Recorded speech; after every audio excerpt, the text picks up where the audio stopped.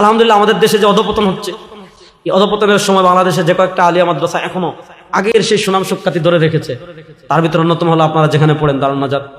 তো আমি খুব আপনাদেরকে তো পাই না আমরা, আর আপনারাও আমাদেরকে দাওয়াত দেন না, এটা তো একটা মুশকিল, তাই না?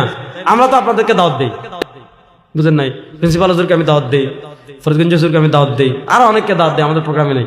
আপনারা সামনে দাওয়াত দিবেন ইনশাআল্লাহ। যাক, এটা বললাম মহব্বতে বললাম, আবার কিছু মনে করেন না। আর দাওয়াত দেন না এটাও ঠিক না। আমাকে এবারও বইমেলায় দাওয়াত দিয়েছেন, আমি আসতে পারি নাই।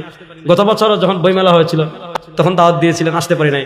কিছুদিন আগে নিয়াজ মাহতুম খোতার নাতি আসছিলেন সম্ভবত, না? হ্যাঁ, উনি বাতিজা না? উনি আসার পরও আমাকে বলছিলেন যে একটু দেখা করেন আপনি। আমার খুব ইচ্ছা ছিল যে তো খানদানের মানুষ, আবার করাচি হজরতের খলিফা মাহতাব সাহেব রাহিমাহুল্লাহর খলিফা, ওনার সোহবতে একটু আসতে পারলে ভালো হতো, কিন্তু পারি নাই।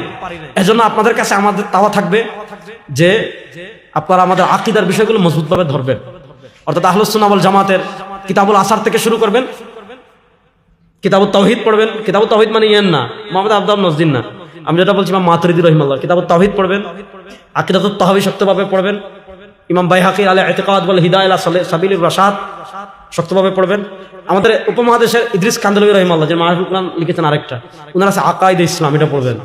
ওটাতে আমাদের আশারি মাতুরিদির আকীদা অত্যন্ত শক্তভাবে লেখা হয়েছে। ফিকহে হানাফি একটা ধরবেন। আমি সবসময় বলি ফিকহে হানাফি এটা ইমাম আবু হানিফা রাহিমাহুল্লাহর একক কোনো ইয়ে না, এটা 1400 বছরে কেমনে আমাদের পর্যন্ত আসছে, এটা নিয়ে আমার প্রায় 3-4 ঘন্টা লেকচার আছে। আপনারা কখনো সুযোগ পেলে ফিকহে হানাফি কি, এটার উৎপত্তি কি, এটার উপর আপত্তি কি, এটা 1400 বছরে কেমনে আমাদের পর্যন্ত আসছে, এগুলো নিয়ে আমার 4 বছর আগে আমার বিস্তারিত আলোচনা আছে। তো সবাইকে বলবো যে এখন যে জায়গায় থাকবেন, ভাইজান আমার আগে কথা বলছেন, আপনারা যারা আছেন সবাই এখন জোড়ার চেষ্টা করবেন।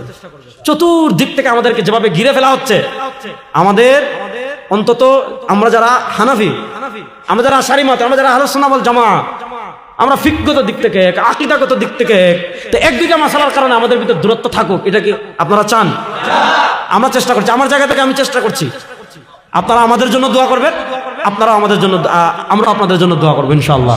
আল্লাহ আমাদের সবাইকে এক এবং নেক করুন। আল্লাহ মুসলিম উম্মাহ প্রত্যেক সদস্যের ভিতর উলফত এবং মহব্বত পয়দা করে দিন।